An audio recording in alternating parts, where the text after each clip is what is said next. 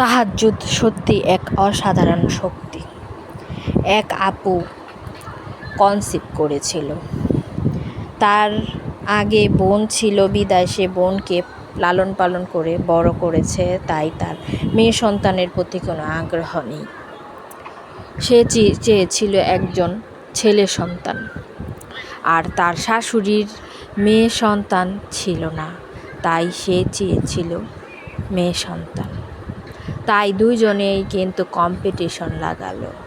দুজনেই প্রতিদিন রাতে একজন ছেলের জন্য আর একজন মেয়ের জন্য তাহাজ্জুদ পড়ত। তারপর আল্ট্রাসোনোগ্রাফি করা হলো। আল্ট্রাসোনোগ্রাফিতে কিন্তু যমজ সন্তানের দেখা মিলল, আর সেখানে একজন ছিল ছেলে আর একজন ছিল মেয়ে। সত্যি আল্লাহর অলৌকিক শক্তি কিন্তু তাহাজ্জুদের নামাজ। তাই যেসব আপা ভাইরা তাহাজ্জুদ নামাজ পড়েন তাদের জন্য অনেক শুভকামনা, আর আমাদের জন্য দোয়া করবেন।